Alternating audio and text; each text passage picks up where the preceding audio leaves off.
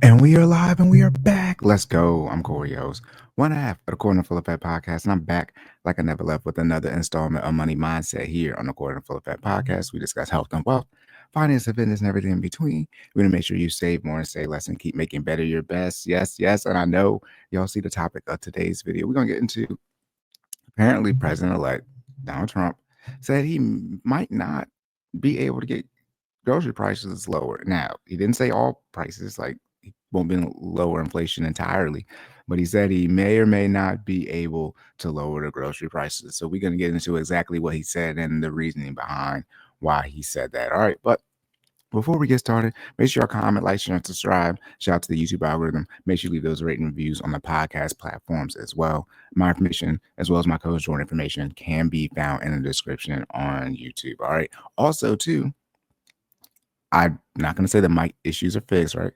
Knock on wood. But the last episode, it seemed fine. So I didn't hear any issues. As always, you guys have yelled at me in that one episode in the chat or in the comment section. So if you hear issues, let me know. But from my understanding, it was like switching the cord, fixed it. Again, I'll keep, listening to the episodes as I go on here to see if there are any issues with the mics. But I believe the mic issues have been resolved, which is great. Also, to the end of the year wrap up as far as like what the tax bracket is going to be next year for 2025, 401k limits, all that. That'll probably drop the Friday after Christmas, right? I'm off like that all whole week, the end of the year after Christmas. But I think that's a good time to drop that episode. Or maybe I'll drop it on New Year's. I don't know. We'll see what type of time and stuff I have. But that's still coming up. The taking out of context, I'm back to having more time on my own schedule. I had a lot of things going on the last couple of months or so, but I'm getting my time back. So I think I'll be able to start working on those. Also, too, TikTok is going away, and a lot of those videos were on TikTok that I was going to do. So now I got to switch my game plan up, but that ends up getting banned. And, finding videos on YouTube, I guess, and Instagram or Facebook, whatever it is. So that's coming up. No updates on monthly card payments. I don't even think that they're changing. Every time I pull it up, it's not changing. No updates on student loans. I know I always say, I've been saying I need to talk slower. I'm going to work on talking slower as always. So a little bit better audio coming through. But all in all, we're making progress here on the Cory and FinallyFit podcast. Got to sync up with Jordan again. Jordan has some family stuff going on as well. So we got to get our schedules sort of back in sync. Although we kind of stopped though because of me, because I was so busy. All right, but let's get into it, y'all. Last but not least, this is for entertainment purposes only. Myself, no Jordan Fitness finance professionals. Anything here is for entertainment purposes only, and you need to do your own research and seek out a professional before taking any action. All right, let's get into it, y'all. President Trump, did he not tell us the truth when it comes to what's actually going to be going on with the economy? This is on USA Today. Trump lied. Look a little bit. Shout out to USA Today. Trump lied about food prices. Now he says it's too hard to bring down costs. This is an opinion piece. Hold on, let me get one of these ads. No, that's not an ad. Okay. There's not much a president can do to wrestle food prices down. Did you think Democrats just wanted to just wanted to lose the election, so they chose not to push the magic lower grocery prices down button? This is by Rex Hupke. Anyways, USA Today just published, it's like updated 5:13 a.m. today. Yep. All right. Here we go. Donald Trump acts like he invented this. Is like it's going to be a hit piece. Is that what they call these? Just like it's going to be worse than I don't know. USA Today. I guess most of the, if it's not Fox, it's a conservative. It's not a conservative one. Anyways, Donald Trump acts like he invented the word groceries. I thought it's not going to be a long episode, but it might be. He credits talking about groceries for his win in the presidential election. And he managed to trick enough Americans into voting for him by telling them he would lower the cost of these mysterious things called groceries. Rich people don't need to understand groceries. They just push a button and someone brings them snacks and meals. Jesus Christ. I might find an article that's a little bit less biased than this. Give me 1 second, y'all. Let's see. We got CNN. Okay, we're gonna do the NBC news. That was like, okay. Can I get a little less biased right here? Okay, Trump says it will be hard to bring down grocery prices. Pins hopes on lower. I told you I don't read these articles ahead of time. I swear to God, on lower energy costs and better supply chains. The pace of food price growth has already slowed dramatically over the past year. Yeah, all I do is skim these articles, see how long they're going to be, so I can prep for how long the episode is going to be. I don't read them at all ahead of time. Okay, here we go. President-elect Trump is acknowledging it may be difficult to bring down grocery prices, despite it making a key tenet of his presidential campaign. In interviews with Time magazine, which named him Person of the Year for 2024, Trump said he nevertheless believes it will happen through lower energy costs and supply chain improvements. I didn't see everything during the election. I mean, I'm sure President Trump did say he was going to lower grocery prices, but I'm not sure how much he explicitly said, like, I'm going to lower grocery prices, so definitely vote for me. I think when people talk about inflation, as far as the CPI, the metric that they use to track it, and just in general, most people are going to usually talk about gas and groceries, the things that people are getting essentially every single week. Those are the two main things. When people think about inflation, they're going to talk about how much money it costs to feed themselves and how much money it costs to put gas in their tank. That's usually the two things that people will talk about when it comes to inflation. I think we should look at, when I say look at, more things, like regardless of what they decide to measure, there are a lot of things that we should throw into the inflation conversation. It's not just the two double G's, right? Gas and groceries. I think it's things like over the last 20 or so years, how cell phones have now become, a necessity more than a luxury. I think things like that are purchases that are every single month that we don't put into the price of inflation, that I think as millennials are, more and more transitioning to going to be in the sandwich generation, things that we are really not calculating. Like growing up, like where the people had video game systems growing up, but now kids like have a video game system like and an iPad, right? And kids are having not just like a cell phone, they're having iPhones in elementary school, right? And whether people like it or not, an iPhone is a top of the line product when it comes to cell phones from a pricing standpoint. I didn't, man, look, I had a PlayStation, the Nintendo 64. I had the game systems, but that's it. I didn't have anything else. I couldn't think of having whatever costs of, inflation adjustment would be for like $1,000, $1,300 iPhone would be in elementary school. That's insane. On top of that, kids have iPads now, right? They're called the iPad generation. At 1, 2, 3 years old, they have iPads, and it's not like the parents' iPad, right? Like, I mean, they go and buy the child their own iPad, and not iPad isn't a synonym for tablet, like a literal iPad. I mean, that's top of the line right there. And a lot of times they're not recycled. People are going out there, they're getting them on fleeces in the sense of they're doing the monthly payments as well. All those things add up into why people are out here struggling, as well as with things like, higher rent prices, harder to get money now as far as a mortgage or a car loan for those people who want to do that. Grocery prices, gas, all those things come into play. On top of things like travel sports, right? Like traveling, playing sports was not a big thing growing up. Like, if you played AAU basketball, like, you must be getting ready to go to the league. We're just people just out here just doing travel sports. It's like, yo, you playing rec. We're gonna see you a couple months out the year, and then that's it. But there's just so much more money now. Like, when I'm seeing travel football, that was traveling for football, going to nationals, elementary school and middle school. What? No. No, so there are a lot of other costs that people are paying for that are not calculated to these inflation numbers. So they're really lower, I would think, from my perspective, than what we're actually seeing. But the main things are gas and groceries. That's what most people are going to complain about when they go to the grocery store, how much it is. That one TikTok, I think that went viral. I think the guy went to Walmart and he just loaded the app, purchased the same things. And I feel like he went from like roughly like $100, I think, in the pandemic or before the pandemic, to like $400 this year. So maybe that was the last year post, because now we're at the end of 2024. But yes, right and saying from President Trump's perspective, yeah, you want to get these votes. And here's the thing too, on the last article, like, do Dems not want to win the election, or are they willing to? I mean, all politicians, quote unquote, lie, right? It's a politician, but they were willing not to say they're going to lower grocery prices to lose those votes. I mean, that doesn't even make sense. Trump responded it would not, as far as his presidency, would not be a failure if grocery prices didn't come down, while blaming the Biden administration for the way it handled the inflation that led to higher food prices in the first place. Look, here we go. This is a quote from President Trump. I know it's a quote because Trump does usually look a lot when he's speaking. Look, they got them up. I like to bring them down. It's hard to bring things down once they're up. It's very hard, he said in an interview published Thursday. That seems like a President Trump quote. But oh, my bad, y'all.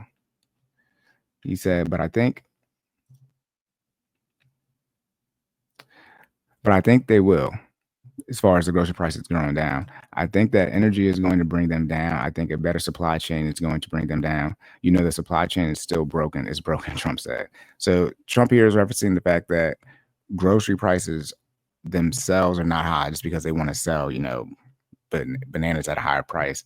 But the cost of getting the groceries in the store themselves, the supply chain and short here that he's saying, as well as energy, which you need, right, to fuel the trucks and things like that. Those prices are high. And from President Trump's perspective, by getting energy and fixing supply chain issues by lowering that price, in theory, economic theory, right, you should see the prices of groceries or any goods that are impacted by energy and supply, well, everything's impacted by energy and supply chain.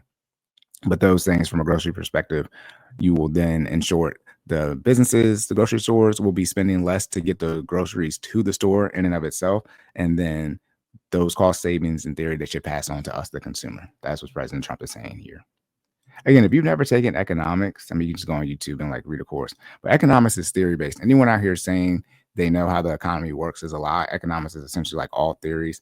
The assumption is with this, then that, or if this, then that. But it's no guarantee, because if it was, then people would do things and solutions would be had immediately, right? It's not like a light switch, right? If I go on, an electrician would say nah, Cory, if you go switch that light switch the other way, it's going to turn this light off, right? That's how I set it up. The economy is not that way. It's in hopes that yeah, Cory, if you switch that light switch off, hopefully, the light switch will turn off. And sometimes it does, and sometimes it doesn't. All right.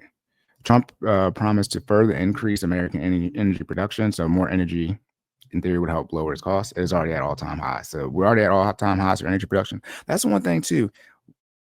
People only complain about the negative stuff, and I see that mainly, like I said, in gas prices. But when gas is high, people be bitching about it. But gas is back to under $3 here in Maryland, at least where I'm at. And so, shout out to the Biden administration for that, getting gas prices lower. They were getting closer to $4, probably like in 2022, 2023, but it's back down under $3 over here in Maryland. So I don't know. Gas is different in every single state and even area in Maryland, but gas has been going down. That's a fact. And that's the thing. So again, economics here. Let's just say with gas prices are going down due to our energy production as America being at an all-time high. Then there's sort of like an ethical, environmental conversation of, well, how did we get our energy production so high? And then do people want that to occur due to any long-term benefits that, or pros and cons from a long-term perspective, not just long-term benefits, but consequences in the long term. In the short term, yes, raising energy production may have, and it did, lower the cost of gas. But then how does that impact us globally from an environmental standpoint, or even from an ethical standpoint? How does that actually impact things? Can it cause more wars with us, producing more energy as America? All those things come into play when you're looking at these type of decisions being made and you're assessing what people are going to do from an economic standpoint, at least their ideas on how they want to make change. It's not just to produce more energy, thus gas prices get lower. That isn't a guarantee. And if it is a guarantee, or in the sense of it does happen, that doesn't mean long term we will be in the best situation. Those are always the things you have to assess when you're seeing these type of decisions being made. Trump also did not specify how he would fix any supply chain issues. I mean, whose fault is it for the panorama? I would say that when I say it just popped up, Trump was president during the beginning of COVID, but I mean, from Trump's perspective, if I recall correctly, COVID was like a crazy time frame, especially in the beginning. But I don't believe he wanted to shut things down initially. I think his hand, a lot of times his hand was forced. I mean, he couldn't shut the states down. He could just shut how people came in and out the country as a whole. And so we get our supplies from other nations, as people understand from the tariff conversation that's been happening. But this will go to the point of, well, if we had more domestic production, then maybe we'd be able to remediate supply chain issues faster to help deal with some of the cost and production issues that we're dealing with. Trump is saying that pivoting instead of the complaints about the Biden administration, the senators, he pivoted about saying Trump is saying that he didn't specify he would fix any supply chain issues, pivoting instead to complaints about the Biden administration's incentives for electric vehicles. Yes, that's a big thing too. I mean, I guess I can find the article again to go over it. But in California, I don't know if it's still a thing now, but they passed a law, I believe, to where they were forcing not everyone to drive, but no more gas vehicle production. I think it's in 2030. I could be wrong. I'll do an article. I have to find the article about it.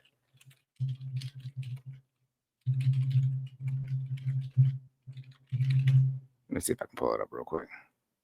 2035. I'll try to do this article in a later episode, but they're going to have electric only vehicles. And this has been talked about, I think, even before the pandemic.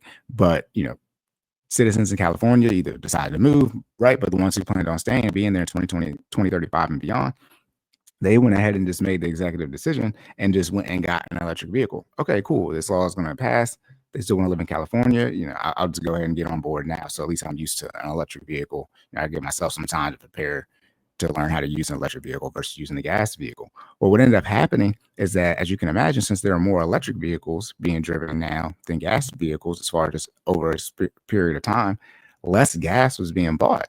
And the gas, at least in California, the taxes on gas were being used to like pay for roads and things of that nature. So in short, the tax money they were getting from people buying gas, that decreased because they had more electric vehicles, and people bought more electric vehicles due to the law that they said was going to pass and ended up passing. And so California may not still be in a position, because I haven't recently looked this up. They were at least in a position earlier this year where they were dealing with, in short, a tax shortage and trying to figure out how to pay for things because they had a smaller budget, at least as far as money coming in from the taxes on gas. So those are the type of things where I'm talking about, again, when you look at economics, where it's like, okay, let's say electric vehicles are better for the planet and environmental issue than gas vehicles. Cool. So let's make it so that people have to buy electric vehicles. All right. You put that in place, but you didn't look, short-term and long-term consequences of, well, if people are driving electric vehicles, that means they're not driving gas vehicles, which means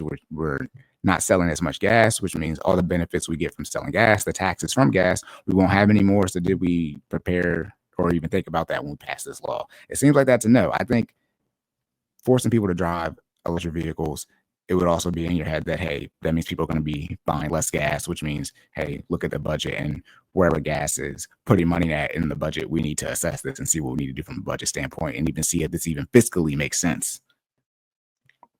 These are the things that you see come about, and it gets interesting as far as, like, I guess they're political science majors, right? They're not math majors, or they're not, software developers like myself, computer science majors. And so, like, maybe math isn't like super heavy when they're like thinking these type of things. Because I think that's simple logic. I'm not a politician, but when I came across that headline, I'm like, did they not think that they was going to have less money then from gas? Like, if you're going to make it so no one can drive electric gas vehicles, then you're not going to sell any gas, as far as in a major way. So, and you make money off the gas. Like, that's just simple. I think that's not even economics. That's like business 101. What? Anyways, in fact, experts say Trump's much talked about tariff proposals would likely exacerbate supply chain woes. Again, I was talking about the other country. And again, this with the tariffs, as I just mentioned, Trump isn't just saying put tariffs on other countries, making it more expensive, thus making supply chain issues worse. He's also saying he's going to incentivize American companies to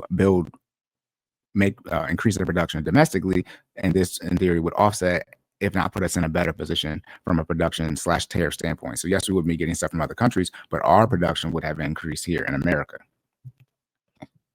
It already happened during Trump's first administration, when ocean container shipping market rates spiked more than 70% in 2018 after he announced new tariffs, according to Reuters.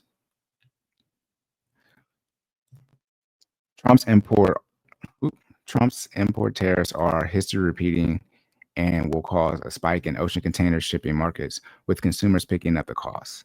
Peter Sand, chief analyst at the shipping price platform Exenta, told Reuters in September. I feel like Reuters is the person who does this article. My bad. This article is by Rob Weil. Food prices have indeed soared since the onset of COVID. pandemic and spring of 2020, rising 23% overall during that period, much of which has coincided with President Joe Biden's tenure in the White House. Right. However, Biden got in office in 2021. I mean, what are they saying? They're saying Trump got in office in 2017. I know we vote on the even year, but they don't take office. Like Trump won't retake office until 2025. He'll serve from 2025 to 2029, January 25 to January 29. So this is right when Trump took office. They're saying they rose in 2018. So all 28, whenever in 2018, all 2019, all 2020, that these prices were rising. But then so you had the pandemic in here, which impacted numbers just like in a crazy way. But they're saying that the rise since remember, Biden wasn't president in 2020. We voted him president at the end of 2020, but he didn't take office in 2021. They're saying prices went up by 23% in reference to the food prices. And again, this coincided with Biden serving in the White House. However, the pace of price growth has slowed dramatically over the past year and is now less than 2%. But again, to Trump's point, once things are high, it's harder to get them back down. That's the thing with inflation, where inflation means how much did prices go up, not did they go up. Inflation means things increase, right? Inflated. And so inflation may be less than 2% now, but did Americans have an increase in income or a decrease in other things as far as that we buy from an inflation standpoint to help offset this 23% rise? See, just because it's tapered significantly, like it's not even, talking about not even 10% now, 23% versus 2%. It's at 2% lower than that versus the 23%. Did Americans have the income increase or general budget offsetting, budget adjustment to offset this increase in price at 23%? Likely that answer is no. So even though inflation is lower, back where they wanted to be, that 2 to 4% range, Americans are still not in a better position. They're still struggling because they can't handle the 23%. Even if, long story short, let's say inflation goes up 23%. Even if we had a situation where wage inflation was at 0%, or even inflation was negative, right? You're dealing with like stagflation or deflation, however you want to look at it, where inflation was in the negatives, that still doesn't mean the prices are getting back to a point to where Americans feel like, from an income standpoint or discretionary spending perspective, however you want to look at that, Americans feel like they're in a better position. But they just like to say, well, inflation now is less than 2%. Doesn't mean anything. A host of factors are responsible for the slowdown, including the very ones Trump is counting on. I told y'all $3 a gallon. Gas prices have returned to multi-year lows and could decline further following an announcement from OPEC this week cutting its world oil demand forecast. Agriculture import price increases have also moderated this year. All right, so bringing in agriculture goods from other countries has been moderate. That's according to the Bureau of Labor Statistics, alongside container shipping costs that have come down since surging over the summer. That's according to Xenta. So they're giving all the reasons why prices have been tapering down from an inflation perspective. Still, food price growth is notoriously volatile, and many factors that determine costs are often outside the government control. Egg prices, for example, are once again on the rise mostly, the result of surging demand on reduced supplies due to the avian flu. It's another flu, I guess.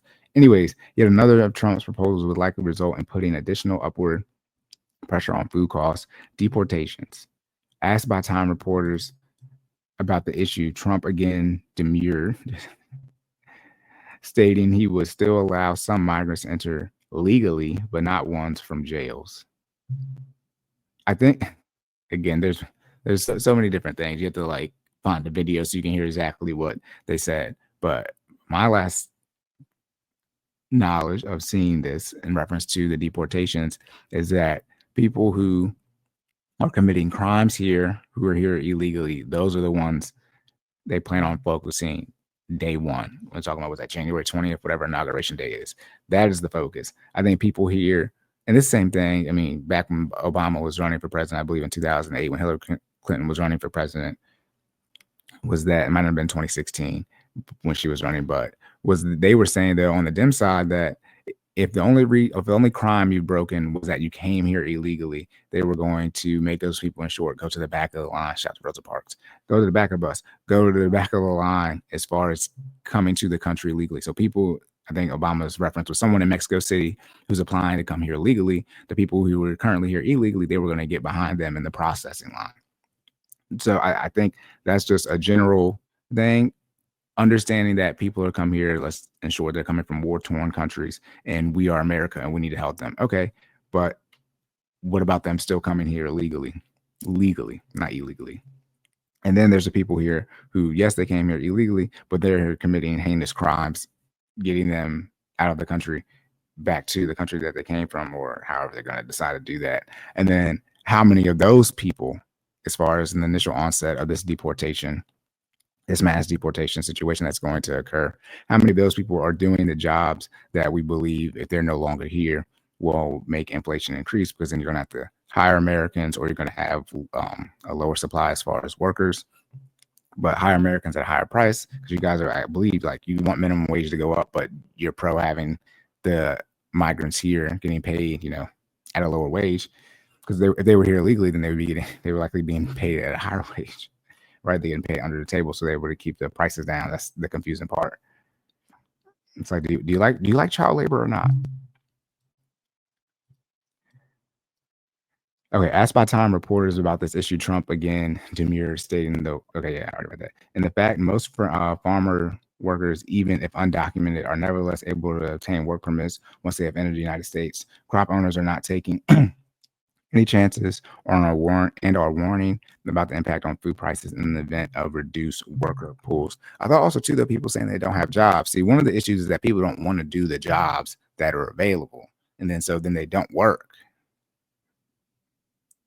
Sometimes you just gotta, a lot of people grew up doing farm labor. Like, you going back to like people born in the 60s and earlier in the South, they worked on fields. Now all of a sudden people don't want to, if you don't have a skill set that makes you money, it's okay as far as more of a desk job type situation. It's okay to do physical labor, right? To generate you some money to transition you into a job that can not be as strenuous on your body physically. But people just want to go to school for the 4 years and think it's supposed to be good for like that. That's not how it works. Most 99, I would say, if I had to guess how many degrees, I would say well over 90% of degrees cannot support a family if you're going to operate a situation where you have no debt but a mortgage, regardless of where you live at in the United States of America, based off of the jobs that are available with certain degrees in certain areas, because every area, right, doesn't have the same amount of work for each type of skill set or degree field. 90% of degrees won't even be able to put you in position to have a living. And that's even if both of you have the same degree, right? And if you double the income, so two people are working in the household. No. If we have labor shortages and we can't, get our crops picked and sent to market, it could have an impact at the grocery shelves. Joe Del Bosque, CEO of Del Bosque Farms in Central California. That's California. Told NBC News Los Angeles last month there could be less fruits or vegetables in the produce area, and it could drive prices higher again. Supply lowers, demand is the same or increases, thus prices go up. This is Rob Wow again, NBC News. Rob Wow is a Pulitzer Prize-winning journalist covering breaking business stories for NBCNews.com. Rob, this is a way better article than the USA Today, the one I was about to read. Again, Trump says it will be hard to bring down grocery prices, pins hopes on lower energy costs and better supply chains. All right. That's it, y'all. Locked and loaded. End of the episode. Again, necessities that payments, investments, lifestyle. I would waiting, as Dave Ramsey always says. Shout out to go. Where's Dave at? I gotta get my books. I got more books. I gotta reorder them. But as Dave says, don't wait on the federal government to come in and fix your life. Yes, the things they do can't impact your life. Your life is likely impacted more at the state and local level. But again, inflation, as I mentioned, I've already said this before. Even the 23% that said an article that coincided with Biden's current administration, your income still needs to get to that point, regardless of the inflation that's going to occur in the years past that. I mean, this year in 2024 and beyond. And like I said, even if inflation is negative, right? So we have deflation. that doesn't mean the prices will end up getting lower to a point where you can still afford it. Just like gas. Like, let's say you can afford gas. Let's say gas is around $3, but let's say you need gas to be $2.50. You still screwed. Right. That's the easiest way to look at it. Even though gas prices coming down from $3.50 to $3, if you need gas to be at $2.50, you still are not in a better situation. Or if your income has not increased to the price where you can afford $3 in gas, when they're giving you these inflation numbers, you're still in the same situation. You're not better off at all. All right, that's it, y'all. Make sure y'all comment, like, share, and subscribe. Shout out to the YouTube algorithm. Make sure you leave those rating reviews on the podcast platforms as well. Again, my information, as well as my co-host, your information, can be found in the description on YouTube. All right.